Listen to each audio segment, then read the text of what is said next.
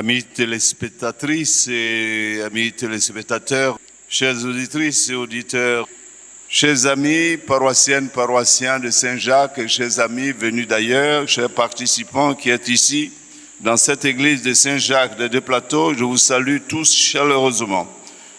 Nous avons la grande joie de recevoir le révérendissime Père Raoul Mambo que j'invite à cette table.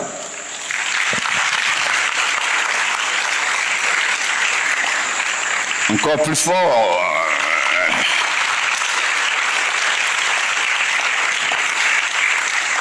Vous savez que le conférencier de ce soir n'est plus à présenter.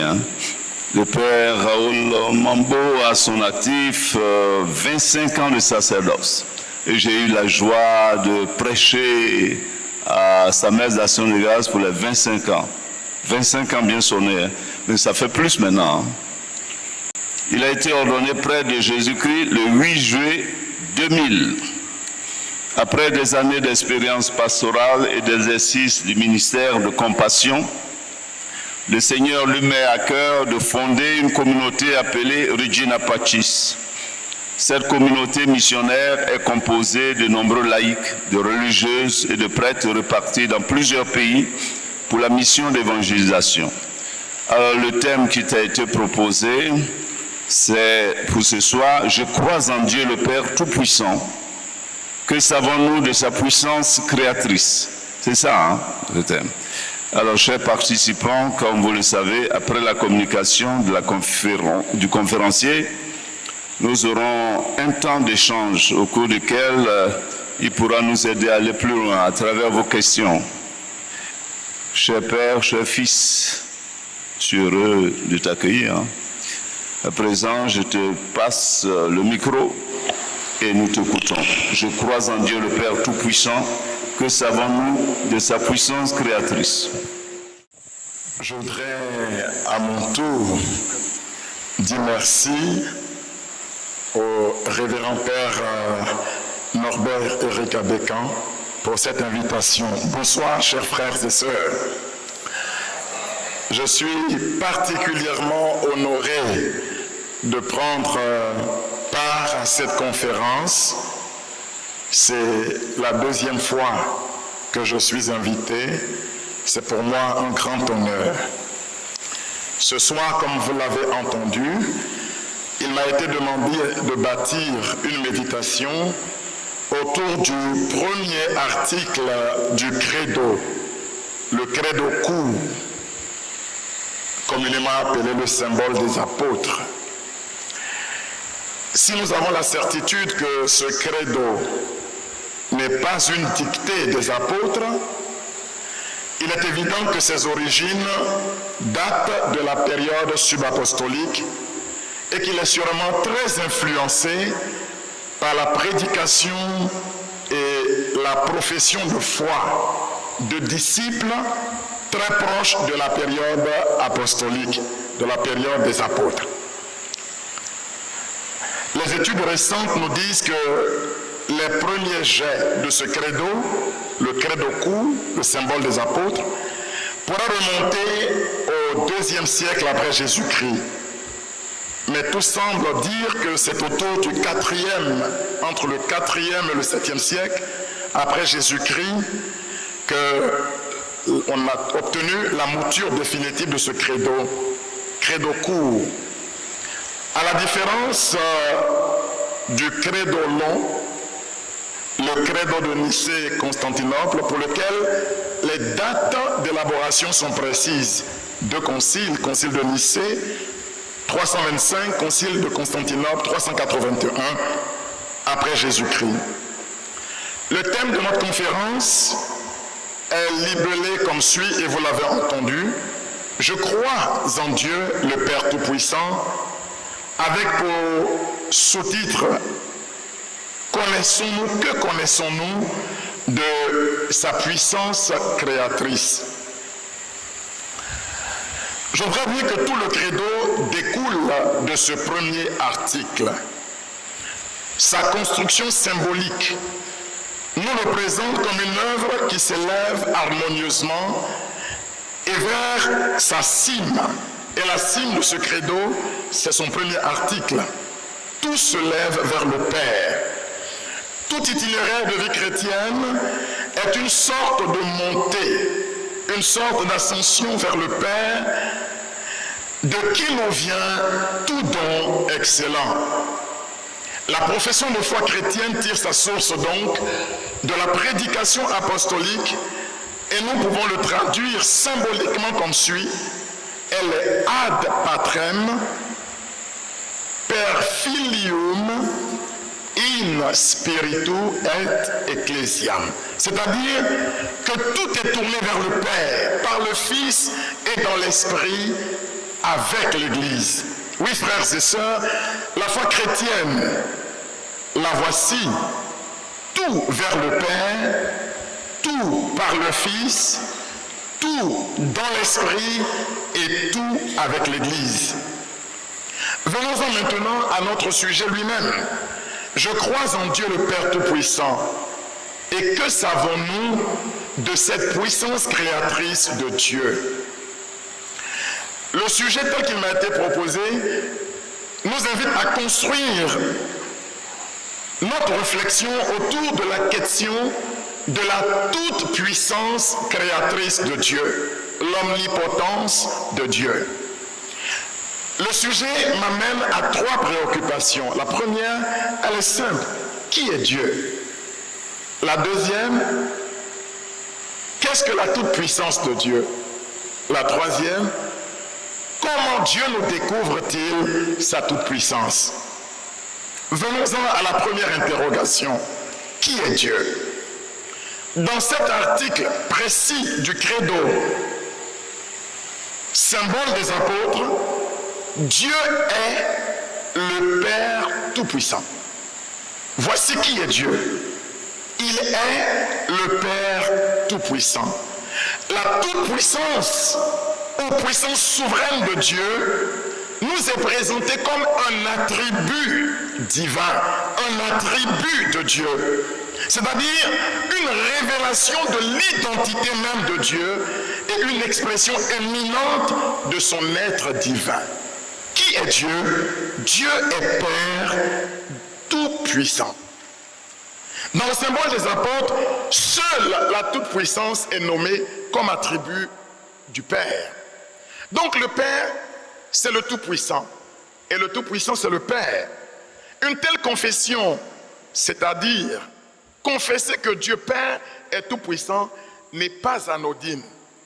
Elle est d'une grande portée pour cerner l'idée de Dieu qui découle de la prédication apostolique.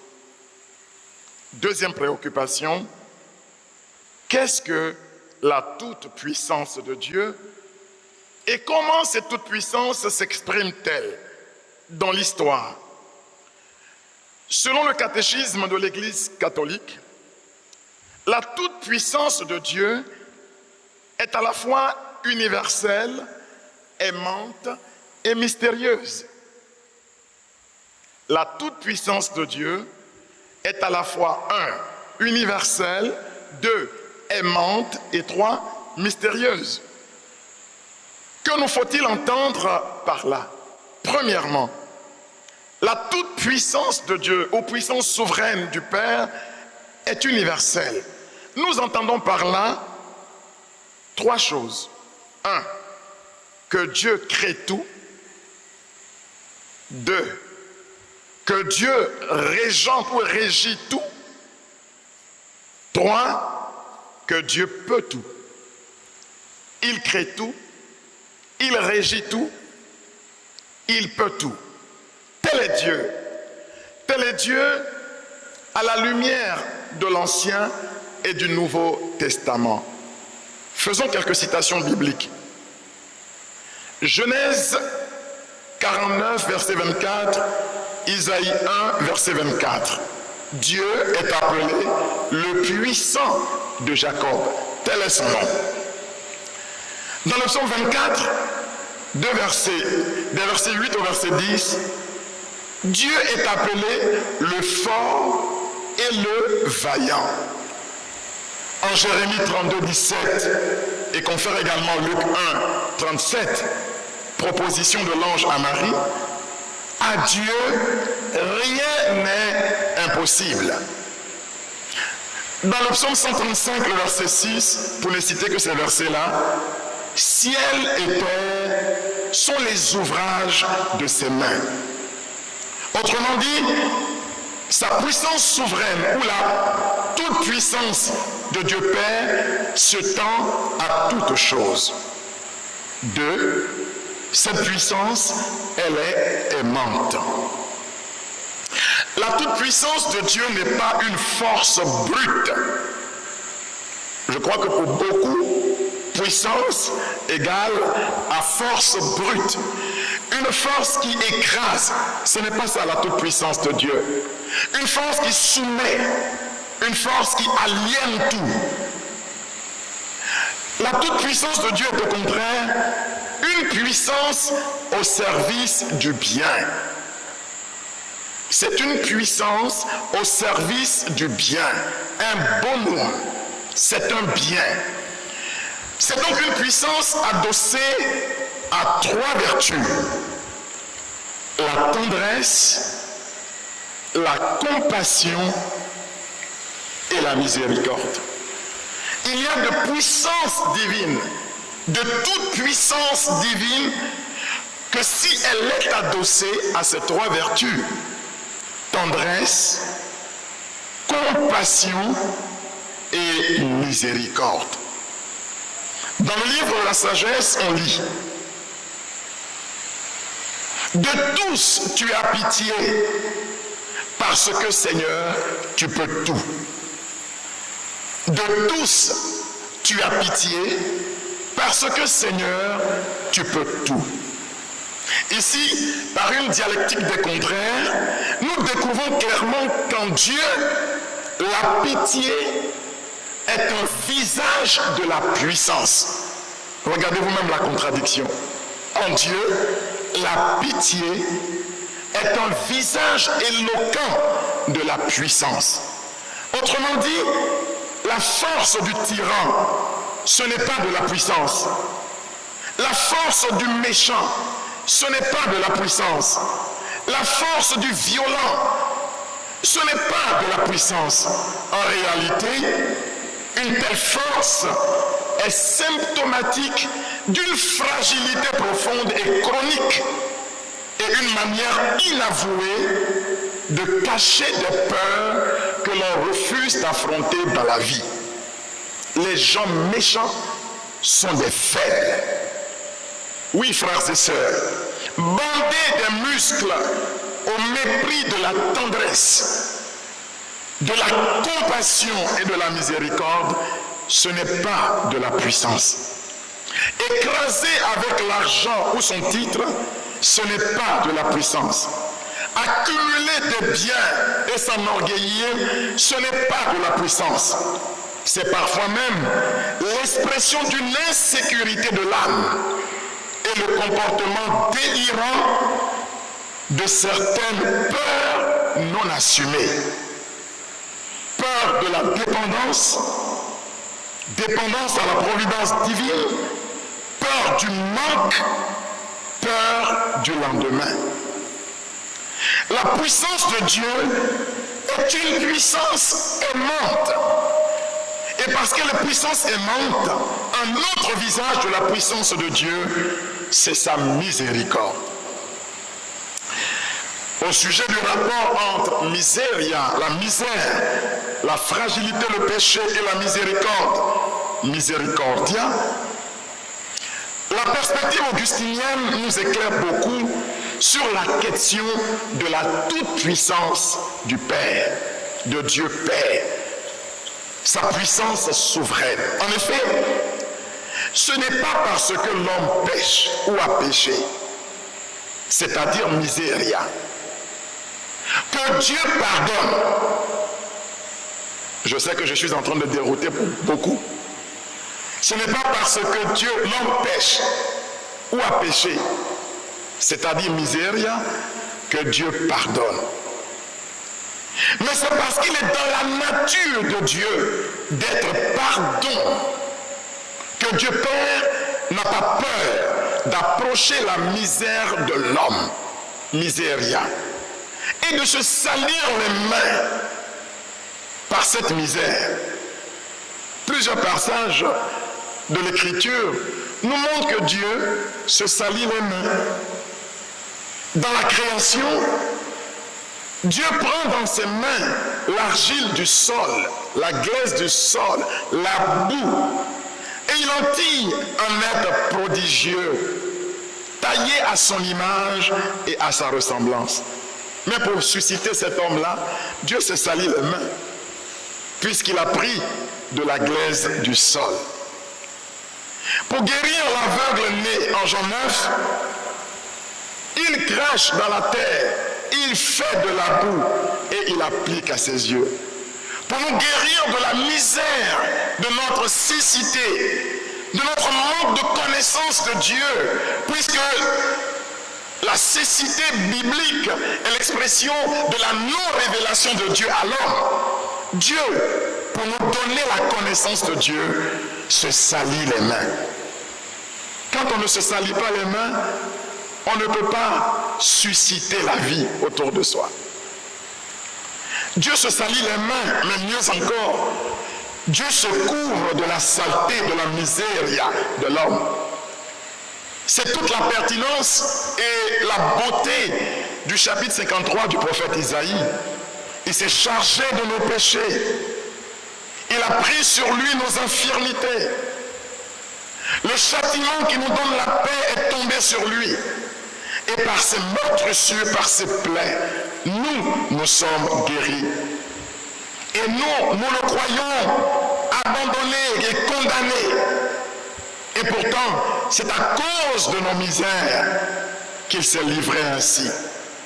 Autrement dit, que l'homme ait péché ou pas, ça ne change rien à ce que Dieu est dans son être profond. Il est Dieu miséricordieux et c'est là un visage éloquent de sa puissance. Vous lirez cela dans le psaume 103, le verset 8, on n'a pas le temps de le lire. Et dans le livre de l'Exode, au chapitre 34, le verset 6, tel est le nom par lequel il se révèle à Israël. Oui, frères et sœurs, la miséricorde, ce n'est pas seulement un remède que Dieu applique au péché pour l'effacer. Car avant que Adam et Ève n'eurent péché, la miséricorde de Dieu s'exprimait déjà. Et je sais que beaucoup me diront, mais comment ça? Comment ça? Alors écoutez-moi bien. En fait, la miséricorde ne sert pas qu'à pardonner. Elle est avant tout la puissance qui engendre. La miséricorde est à Dieu, pardonnez-moi l'expression, ce que l'utérus ou le ventre profond, pour rester pudique et parler comme un Africain, est à la femme. La miséricorde est à Dieu, ce que le ventre profond est à la femme. C'est-à-dire un lieu de vie, de création et de procréation, en deux mots, quand il s'agit de Dieu. Chez les Juifs, le mot pour désigner l'utérus de la femme, cet endroit de vie, les Juifs l'appellent Rahamim. Et le mot pour désigner le cœur compatissant de Dieu et sa miséricorde, les Juifs le désignent par le mot Rahamim, c'est-à-dire le même mot.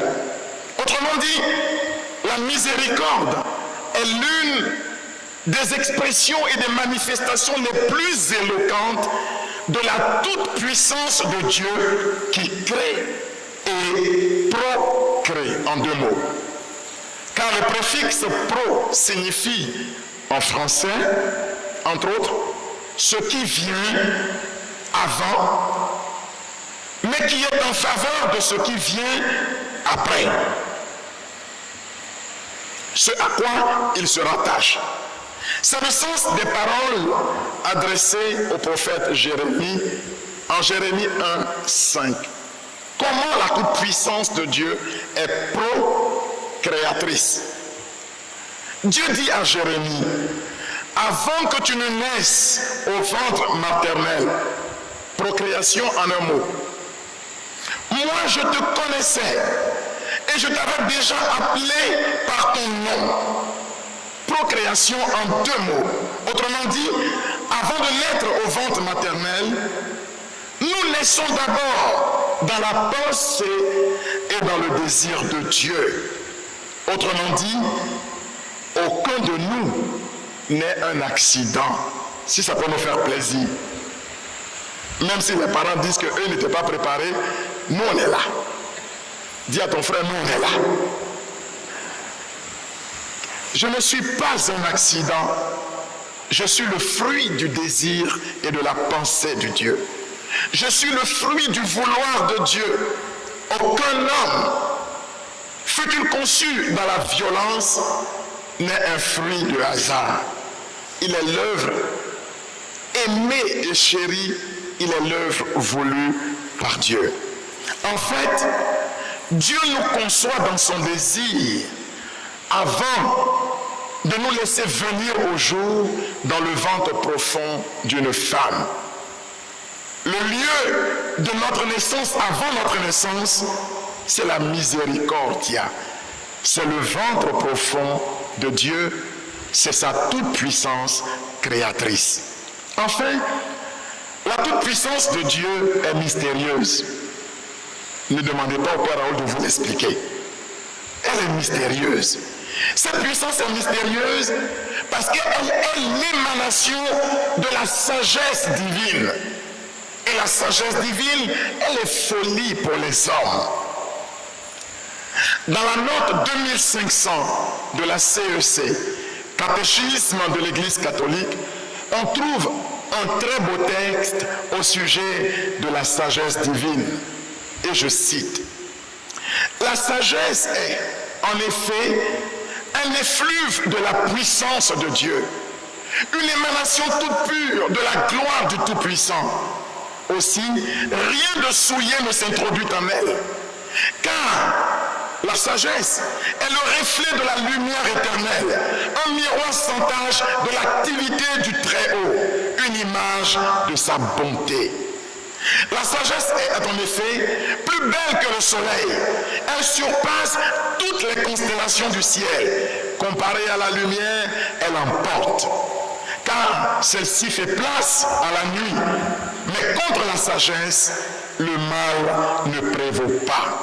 Sagesse 7, verset 29 au verset 30. Et l'auteur biblique conclut en disant, « Voilà pourquoi je suis devenu amoureux de sa beauté. » Sagesse 8, le verset 2.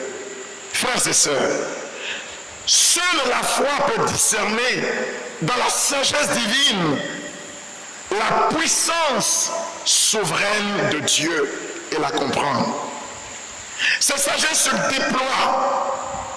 Cette toute puissance de Dieu, elle se déploie dans ce qui est faible.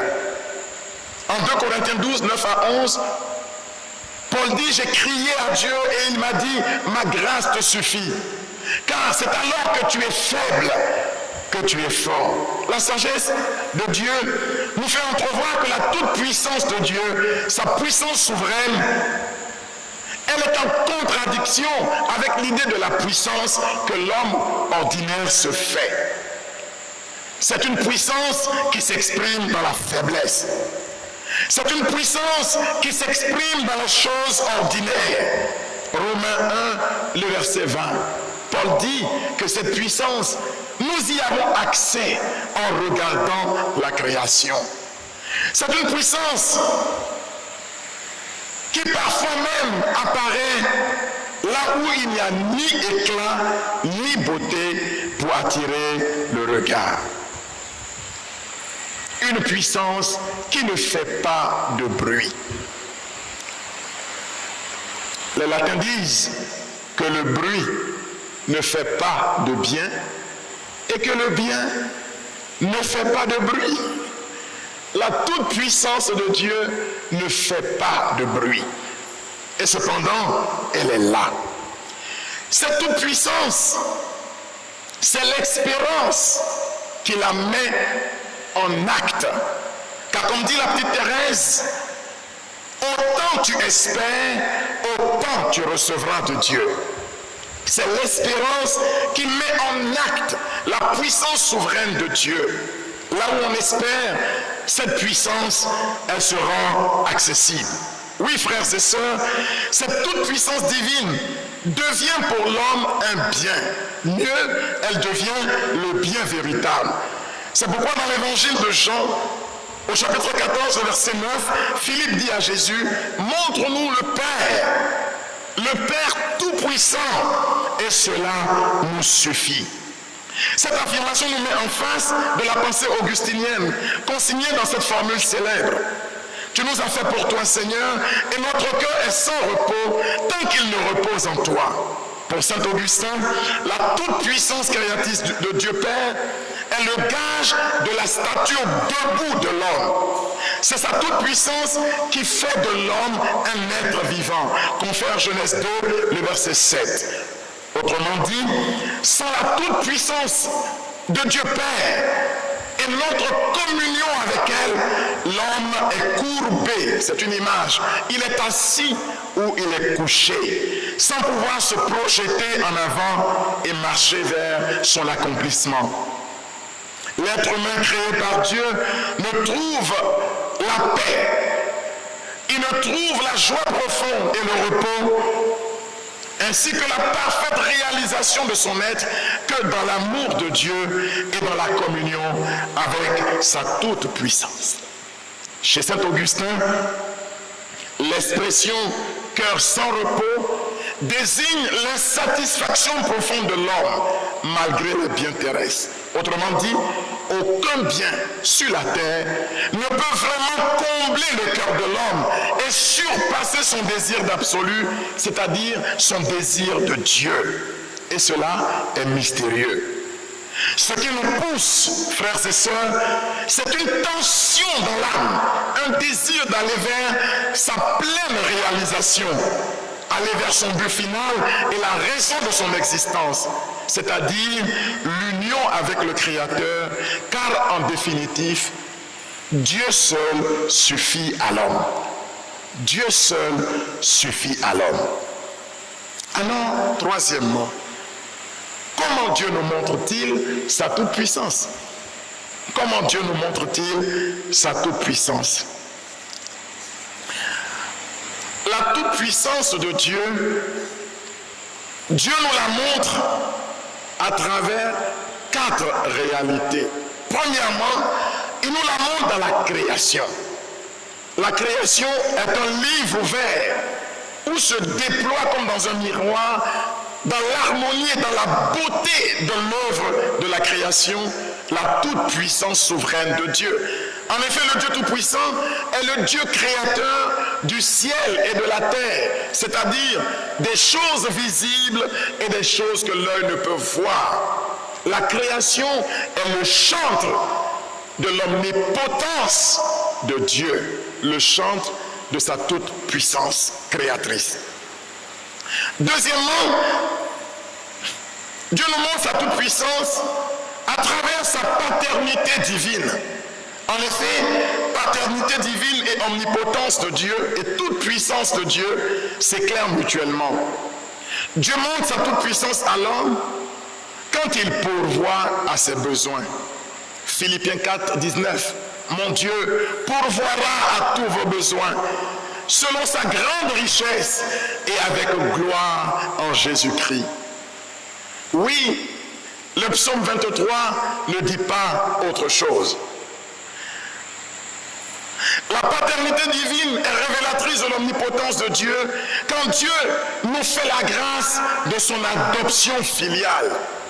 À tous ceux qui l'ont reçu et à ceux qui croient en son nom, dit le prologue de Jean, il a donné pouvoir de devenir enfants de Dieu.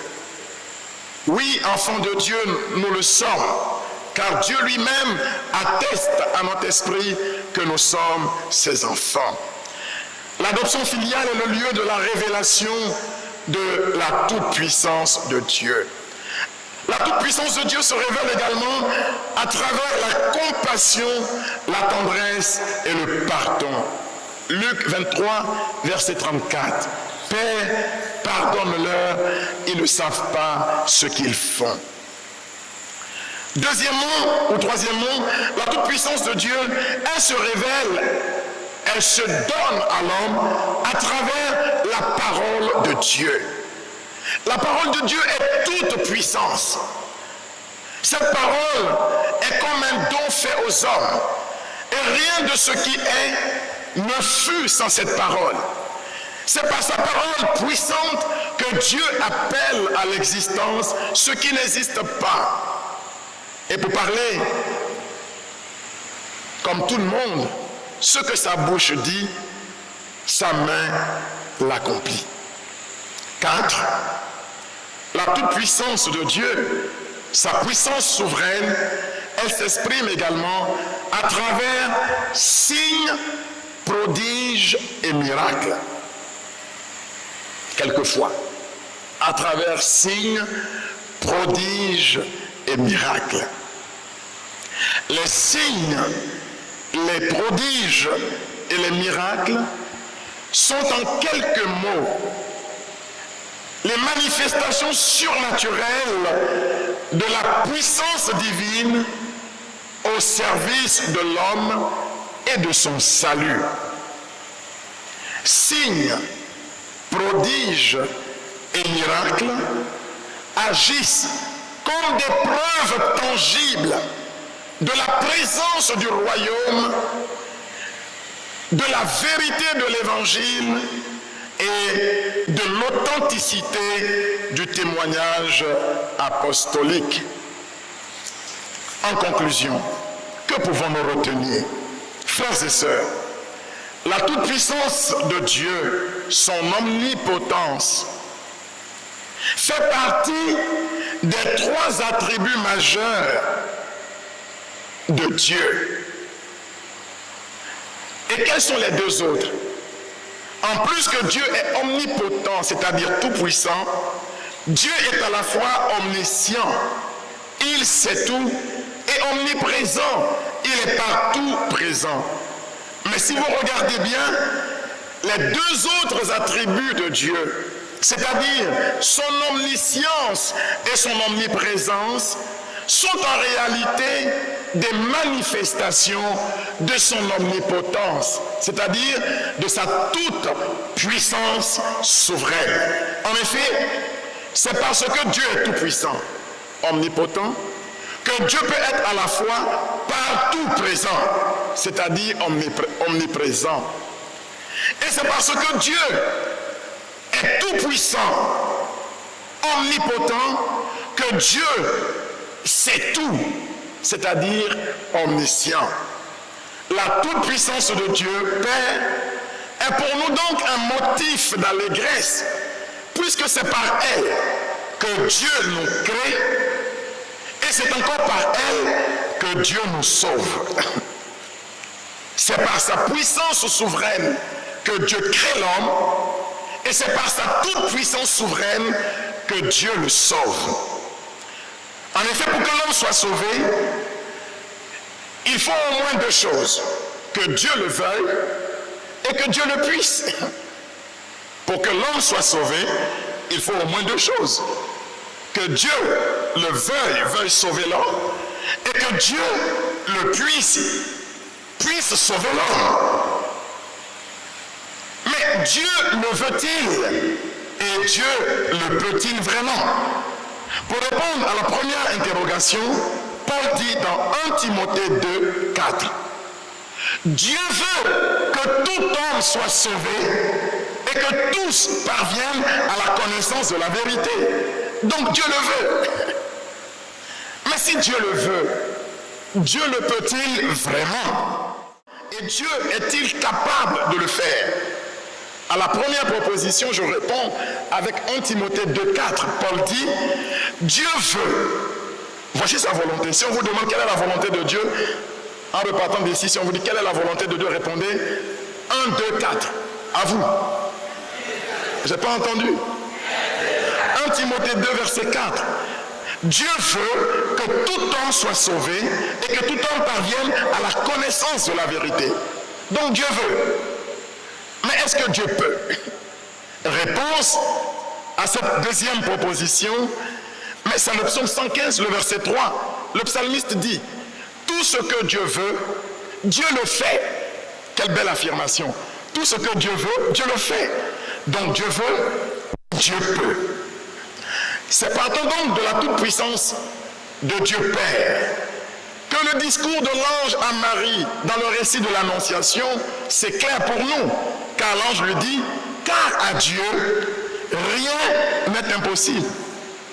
Tout le discours de l'ange à Marie n'a pas convaincu Marie, mais la profession de foi en l'omnipotence de Dieu, en la puissance souveraine de Dieu, amène Marie à dire, alors que tout se passe pour moi selon ta parole. Donc, confesser l'omnipotence de Dieu, la toute-puissance souveraine de Dieu, c'est vraiment le chemin du credo. C'est donc par ce prisme que nous pouvons comprendre l'incarnation du Verbe né de Marie. C'est la deuxième proposition du credo. Que nous pouvons comprendre le don de l'Esprit. Troisième proposition du credo. Et que nous pouvons comprendre la mission de l'Église. Une, sainte, catholique et apostolique. Et puis enfin, que nous pouvons comprendre la communion des saints qui nous tourne vers la vie éternelle. Et c'est dans cette profession de foi que nous recevons le baptême. En confessant, comme je l'ai dit tantôt, la foi de l'Église que nous sommes si fiers de professer tous ensemble. Et je termine par Amen. Bravo. Ça va, hein? Encore plus fort, c'était formidable. Grand-père, vous venez de nous donner une nourriture forte. Nous te disons un grand merci parce que tu nous as fait parcourir ce chemin pour que nous saisissions mieux notre credo. Merci beaucoup. Alors, chers amis, voilà ceux et celles comme nous le faisons. Hein. Vous venez, au moins 5 personnes, on commence par 5 personnes. Bonsoir, cher Père. Je suis Motiki Marie-Jeanne, lectrice ici à Saint-Jacques. J'aimerais d'abord remercier le Père pour cet enseignement qui a été vraiment de valeur pour moi. Merci beaucoup, que Dieu vous bénisse. Non, il n'y a pas de question. Ma question est la suivante. À un moment de votre enseignement, vous avez dit comme ça que ce n'est pas parce que l'homme a péché ou que l'homme pêche que Dieu pardonne. Mais c'est parce que Dieu lui-même, il est pardon. Donc je me pose la question de savoir, vu les choses sur cet aspect-là, est-ce que l'homme ne voudra pas rester dans le péché? C'est-à-dire absolument dans le péché, parce que si je sais que Dieu pardonne tout, qui se salit les mains juste pour moi, pour me sauver, bon, après, je pense qu'on fera plus d'efforts pour sortir du péché. Donc, c'est cette préoccupation-là que j'aimerais poser.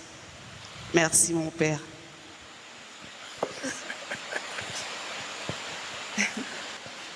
Merci, Père Raoul.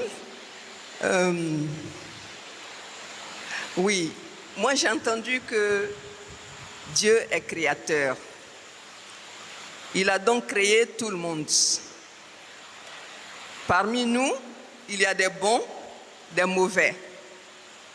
Il y a des personnes qui croient et qui récitent, qui font la profession de foi. Puis il y a d'autres aussi qui sont athées. Alors je me pose la question de savoir comment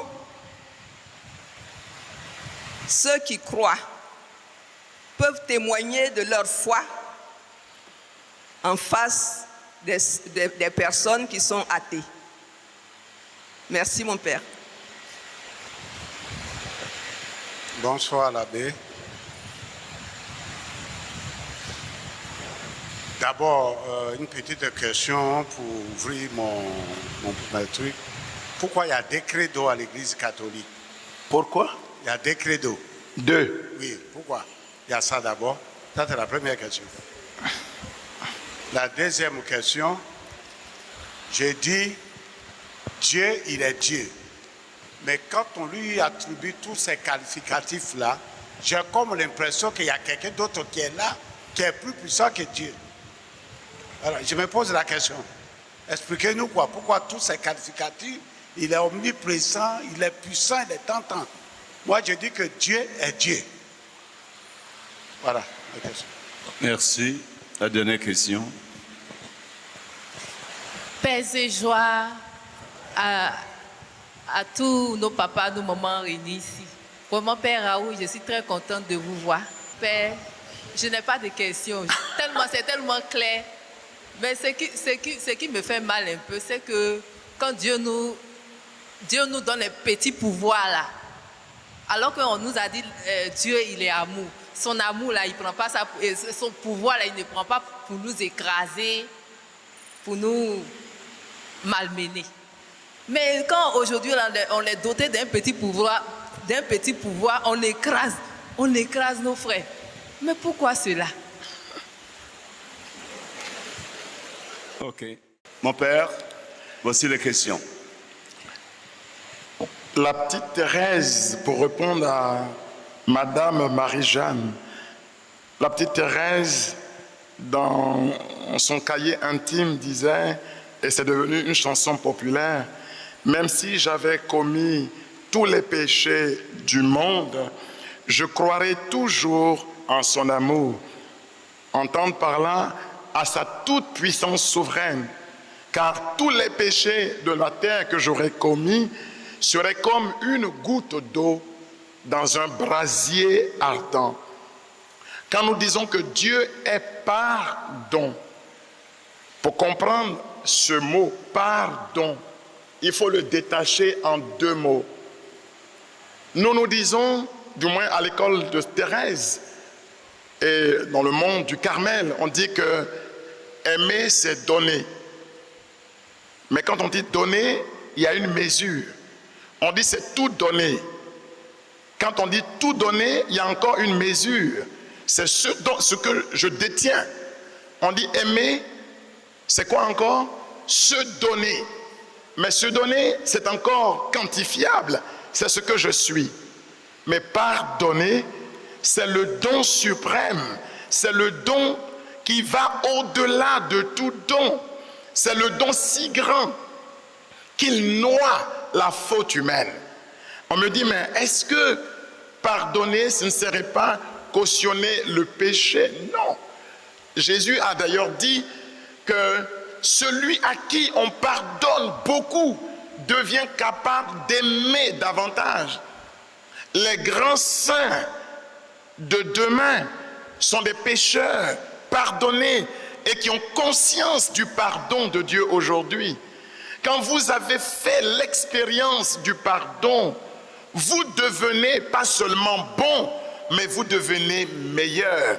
Car la conscience du pardon nous rend redevables en quelque sorte. On a le sentiment de ne plus vouloir blesser celui qui avait toute la légitimité de nous condamner. Vous comprenez? C'est l'épisode de la femme adultère, enfin la femme dite adultère, parce que là encore c'est l'arbitraire du jugement des hommes. Le texte dit qu'elle est prise en flagrant délit, alors que Ziké le chanteur nous dit que flagrant délit, ça veut dire sur le fait même. Or, pour être adultère sur le fait même, il faut être au moins à 2. Bon, là, elle est seule, mais on nous dit prise en flagrant délit, l'arbitraire du jugement de l'homme. Mais là n'est pas mon propos. Mais mon propos, c'est que quand Jésus lui dit, mais où sont-ils? Personne ne t'a condamné. Elle dit, personne, Seigneur. Et Jésus lui dit, va, mais désormais, ne pêche plus. Si nous disons que c'est la nature de Dieu même d'être pardon, ce que nous voulons dire, c'est que c'est la nature même de Dieu d'être un don qui surpasse tout don. il est le bonum, le don véritable. Ici, il ne faut pas entendre pardon par une excuse. Le pardon, ce n'est pas une affaire d'excuse. Le pardon ici, c'est quelqu'un.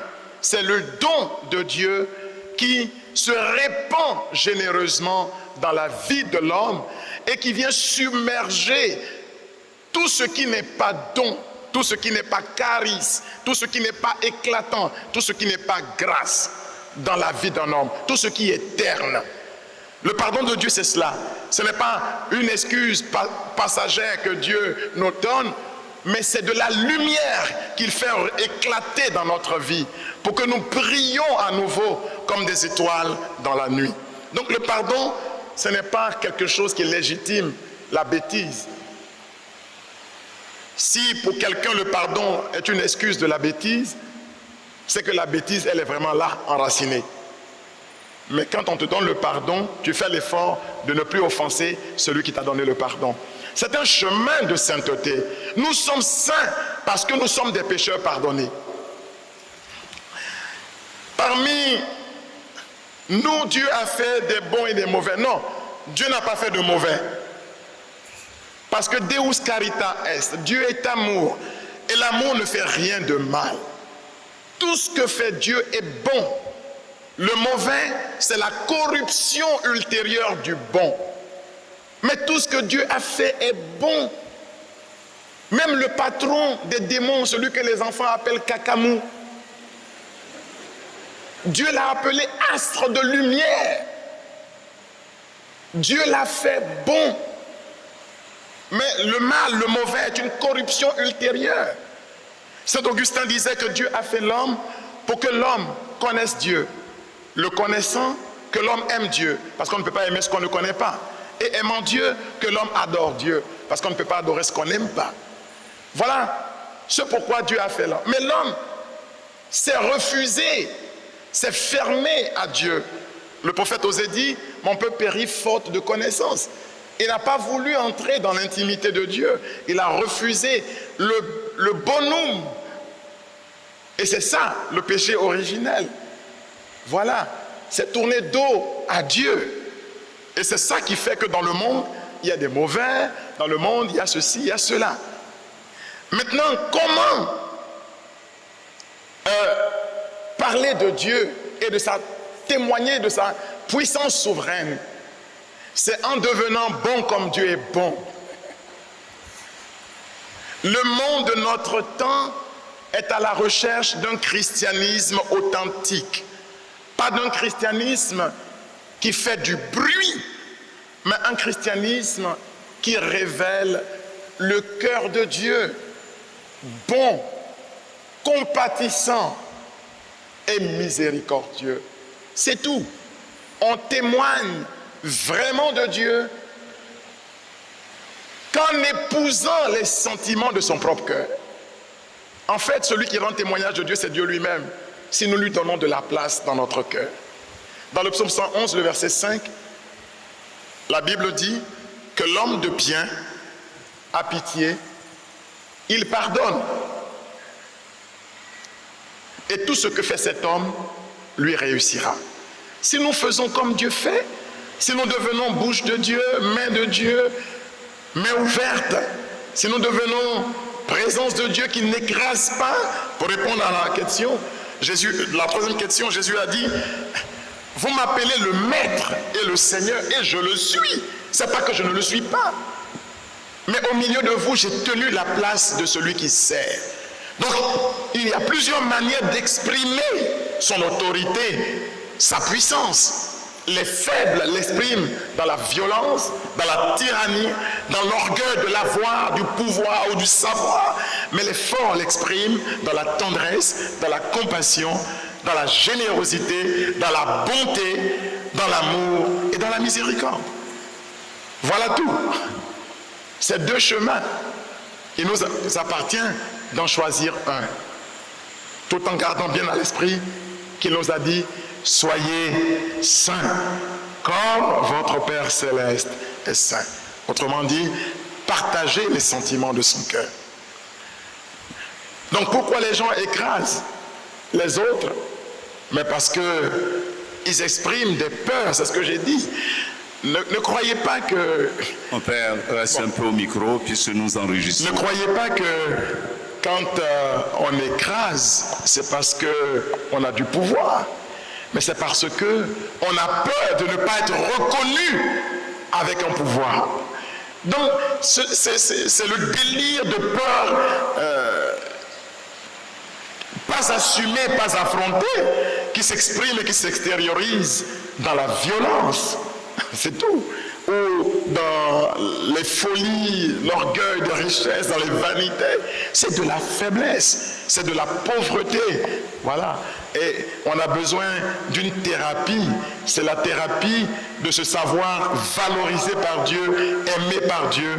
Tu as du prix à mes yeux. Tu n'as rien à démontrer pour que tu sois qui tu es. Voilà. Deux credos. Il a posé la question, pourquoi deux credos? J'ai pas entendu. Pourquoi deux credos?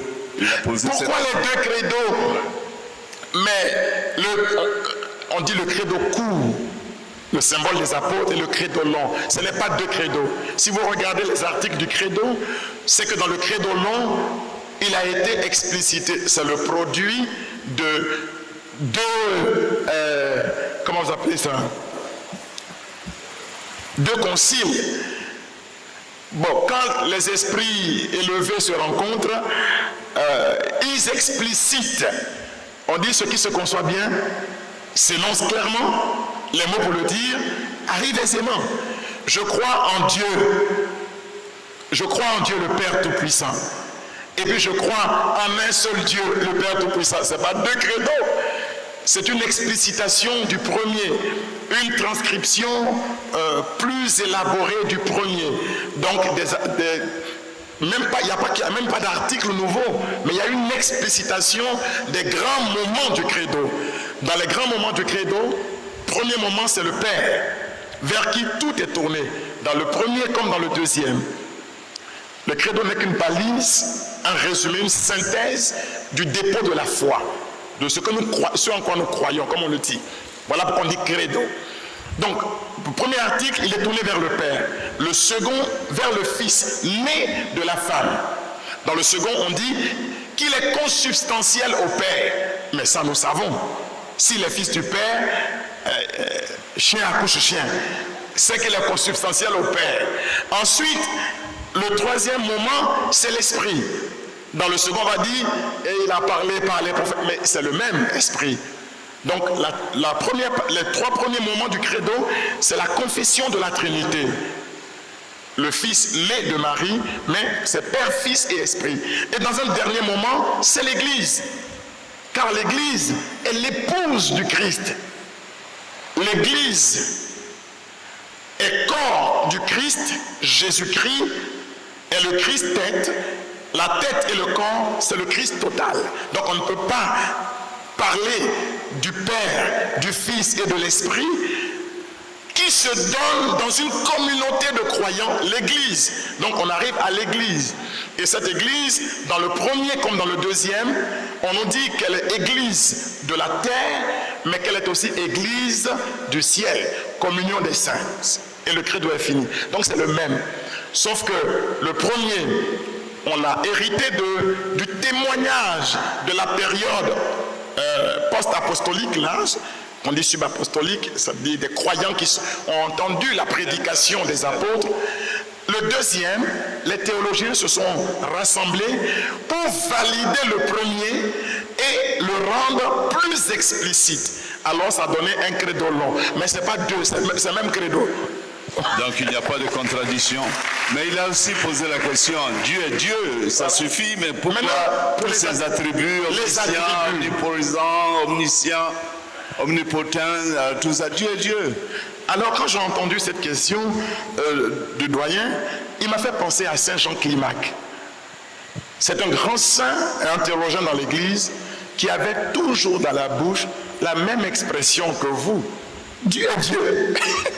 C'est ce qu'il est. Mais les attributs de Dieu procèdent de l'expérience que nous faisons de Dieu. Si vous connaissez le Père Raoul comme quelqu'un de gentil, vous direz, Raoul est gentil. Si vous le connaissez comme quelqu'un de nerveux,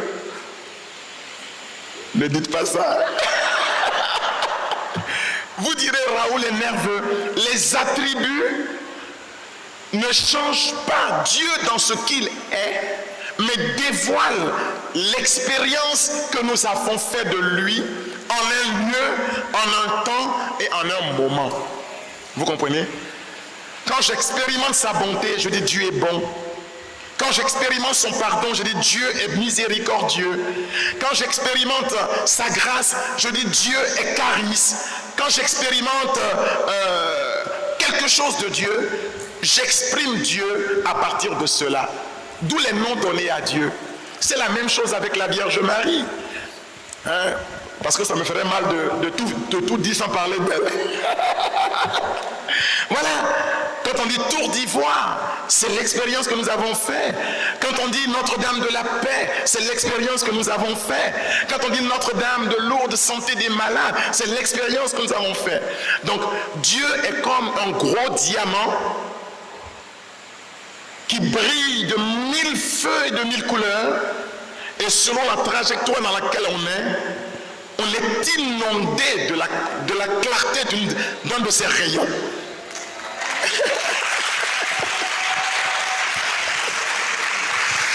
Bravo, bravo. Alors, il y a une question qui nous vient de loin, de la Belgique. Hein. Avant cette question, moi j'ai ma question. C'est pas une question, c'est peut-être un complément question.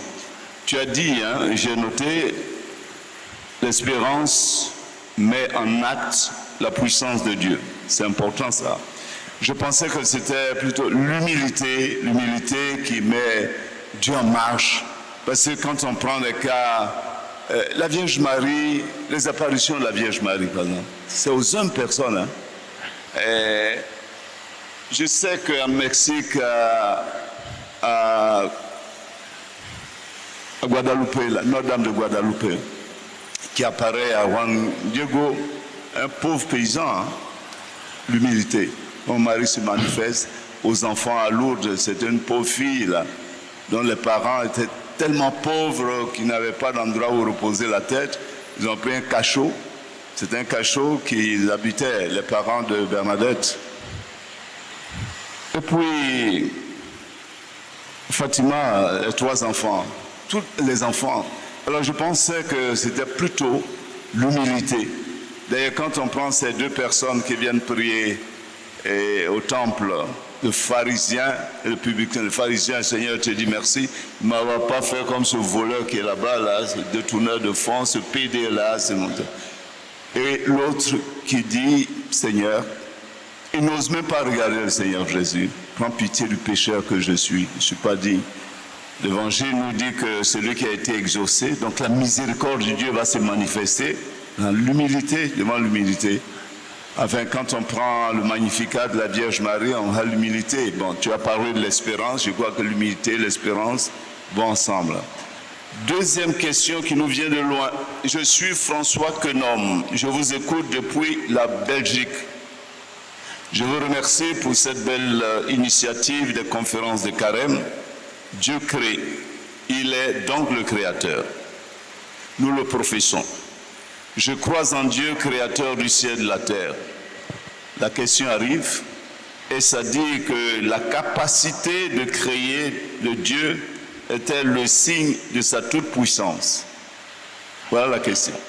Ça va? Ça saisi? Oui, j'ai bien saisi la question. Merci. Alors, moi, ce n'est pas directement une question, hein, mais c'est un complément.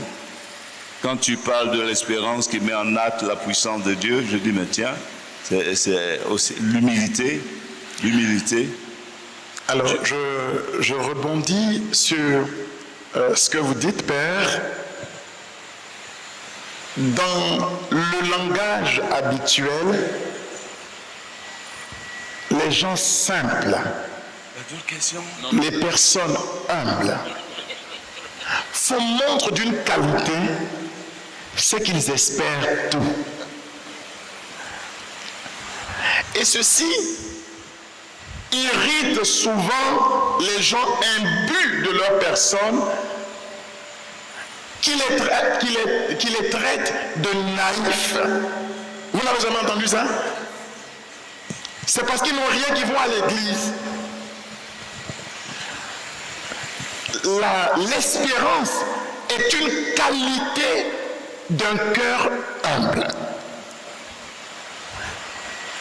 Une expression de l'humilité, c'est que l'humble de cœur espère tout et il croit tout. D'ailleurs, pour revenir sur cette parabole du publicain et du pharisien, comment le publicain peut-il dire à Dieu, tout en se frappant la poitrine et tout en n'osant même pas lever la tête, prends pitié de moi, s'il n'espère pas que Dieu est capable de prendre pitié de lui? En réalité, l'humble de cœur fait montre d'une grande espérance en Dieu. Donc, je rejoins, Père, ce que vous avez dit. Humilité et espérance sont pour le croyant les deux faces d'une même pièce. Exactement, et c'est pour cela que je t'ai dit que ce n'était pas une question. Voilà, c'est vraiment une contribution importante. Voilà, merci. Et ensuite, est-ce que la puissance créatrice de Dieu est une expression de son... Enfin, j'ai pas bien compris. La capacité de créer de Dieu La capacité de créer de Dieu est le signe de sa toute-puissance. est le signe de sa toute-puissance. Bien sûr, si on a suivi cette catéchèse, c'est un aspect de la toute-puissance de Dieu. Dieu est créateur, mais je dis que Dieu procrée. C'est-à-dire que l'œuvre de la création n'est pas achevée. Parce que les gens voient la création comme une œuvre achevée. Non, non, non. Jésus dit, mon Père est toujours à l'œuvre. Le repos symbolique du 7e jour, selon les deux récits de la Genèse, les deux récits de la création, ne met pas fin à l'œuvre de Dieu. Il crée, mais la création se continue, puisque tout ce qui se fait est l'œuvre de sa grâce. Voilà. Donc Dieu continue. Ce n'est pas la toute-puissance isolée dans le récit des 7 jours de la création, mais c'est une puissance toujours à l'œuvre et qui sera à l'œuvre jusqu'à la fin des temps. Mon Père, comment tu peux nous expliquer cette phrase? Le royaume des cieux souffre violence, souffre fort, et ce sont les violents qui l'emportent. J'ai pas compris. Donc les forts, le royaume des cieux souffre violence, ce sont les violents qui l'emportent. Donc les gens puissants, les gens forts. Comment tu comprends ça?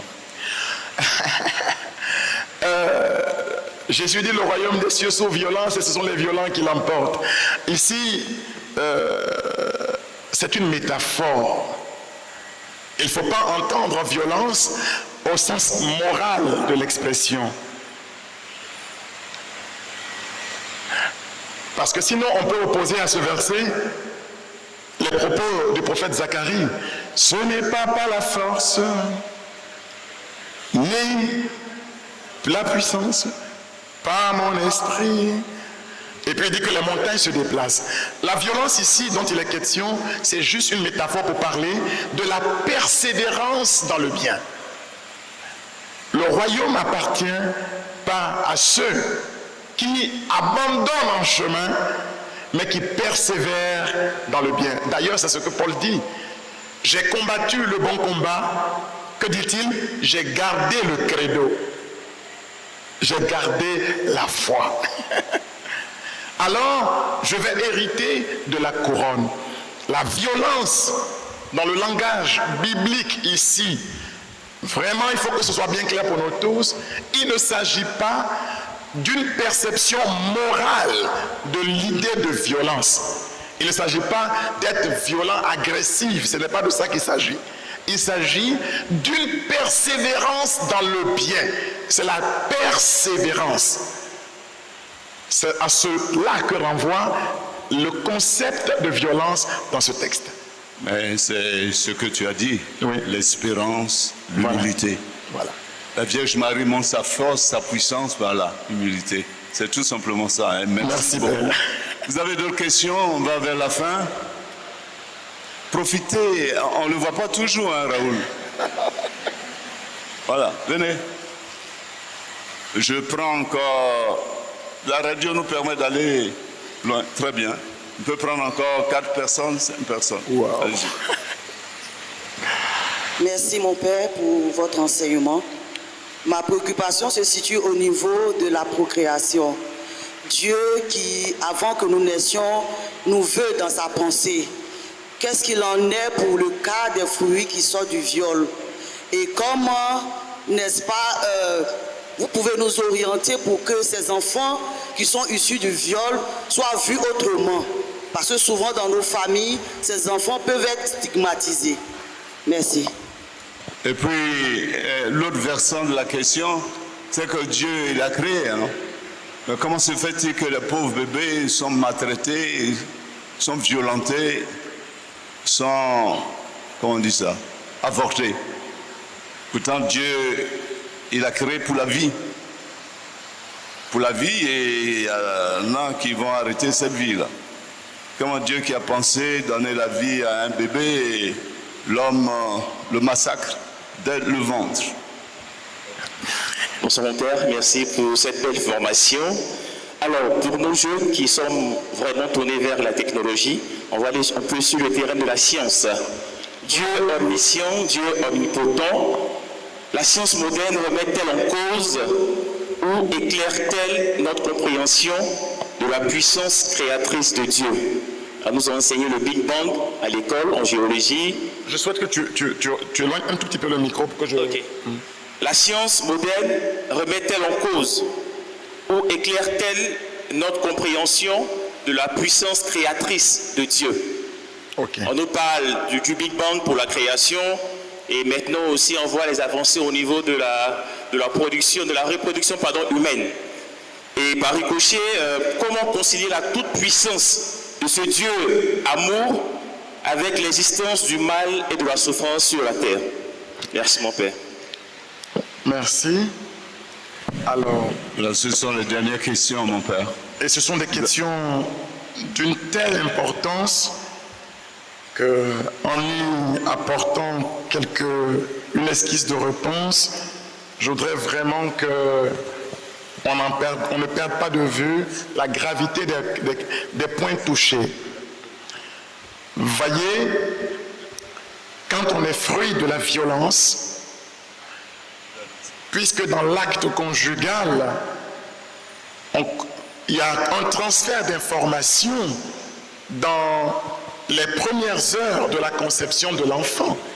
Donc, nos parents même traditionnellement savent que parfois, quand vous portez une douleur dans le corps pendant la grossesse, on peut somatiser cela et ça peut même apparaître sur le corps de l'enfant à la naissance. C'est pour cela qu'il faut entourer d'amour, de tendresse, l'être qui conçoit un enfant dans son sein. Malheureusement, ce n'est pas toujours le cas. On a parlé de viol, mais vous savez que c'est un sujet vaste, parce qu'on peut être marié même à l'église et se comporter avec son épouse comme si elle était violée. Il y a des viols dans la relation conjugale. Ça existe. J'ai été témoin d'une situation que je voudrais raconter si j'ai encore quelques minutes. Je ne sais pas si... Voilà. J'ai été, quand j'étais tout jeune au séminaire encore, j'ai été avec mon supérieur visiter sa famille qui était venue de France. Un couple venu de France avec leur enfant, une fillette.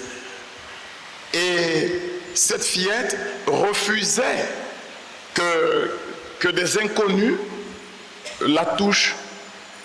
Même le père biologique avait du mal à porter son enfant. Mais moi, nous, on ne savait pas.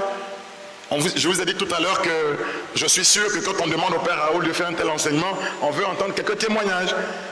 Mais on ne rougit pas devant les actions du Seigneur, ce sont ses merveilles. Alors, on faisait une prière avec ce couple, et puis quand on est sorti de là, je dis au supérieur, ah, c'est bizarre, mais quand on priait tout à l'heure, chez tes parents là, je ne sais pas si c'est une hallucination ou quoi, mais il m'a semblé voir dans l'escalier, derrière une porte, dans le froid, la femme, ta cousine, qui pleurait.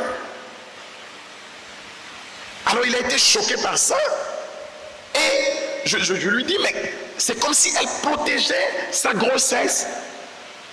Alors il me dit, mais c'est pas possible, mais ce que tu dis peut expliquer le fait que cet enfant, on n'arrive pas à l'amener à l'école, il a l'âge d'être scolarisé, mais on ne peut pas le sortir de la maison. On a compris donc qu'il y avait là ce qu'on appelle une blessure de la mémoire à l'étape fœtale dans le sein de la femme. Donc, le lien fusionnel entre la mère et l'enfant, mais s'exprimait dans son comportement, à modifier le comportement de cet enfant qui justement ne se sent pas en sécurité loin de sa mère. Alors, dans un tel cas, il faut un accompagnement psychospirituel, un accompagnement dans un exercice de guérison intérieure, dans un cheminement de guérison intérieure. Et c'est cela. Alors, plusieurs personnes qui sont nées de violence, mais il faut leur dire que la violence est un fait, mais que leur naissance est le fruit du désir de Dieu. Ils ont de la valeur aux yeux de Dieu, qu'ils sont aimés de Dieu. Nonobstant la violence produite, ils ne sont pas moins hommes que les autres. La preuve en est que il y a des couples bien mariés à l'église qui se chérissent profondément, qui n'ont même pas de soucis du point de vue médical, mais qui ne conçoivent pas. Donc, une chose, c'est l'amour conjugal, c'est le climat, l'environnement conjugal, mais une autre chose, c'est la vie qui naît, c'est le don de Dieu. Et ouvrir dans notre pastorale des itinéraires d'accompagnement et de guérison intérieure. Voilà ce qu'on propose comme remède à ce genre de situation. Une très belle ouverture, merci. Et je te dis un grand merci parce que là tu as touché un point très important. Il y a l'autre aspect, ça pourrait intéresser les nourrices, les mamans qui sont là parmi nous et les papas aussi.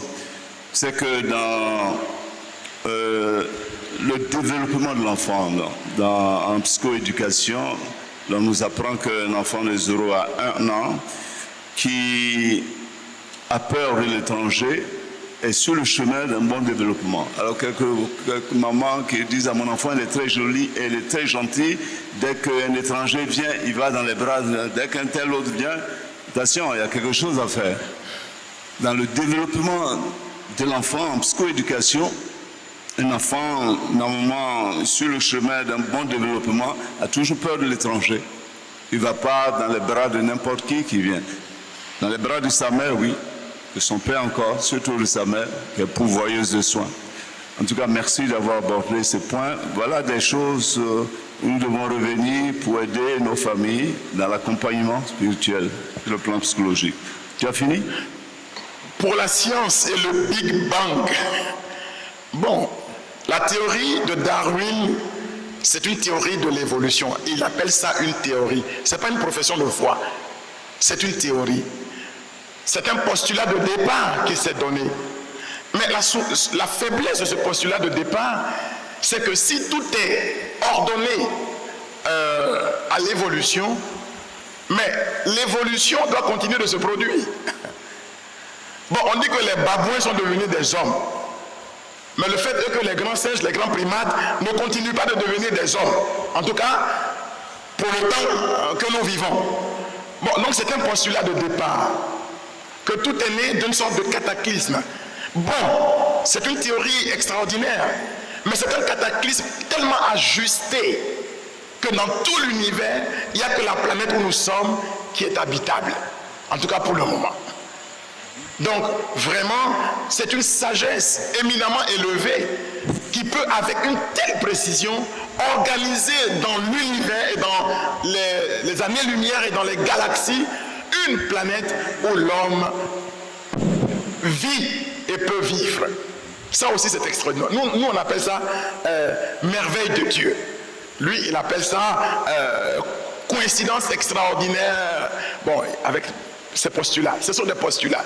Mais la foi chrétienne, elle nous éclaire sur l'idée que l'homme est le produit de l'amour de Dieu et le fruit de ses mains.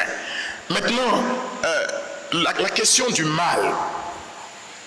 Bon, on ne pourrait pas développer toute cette question maintenant.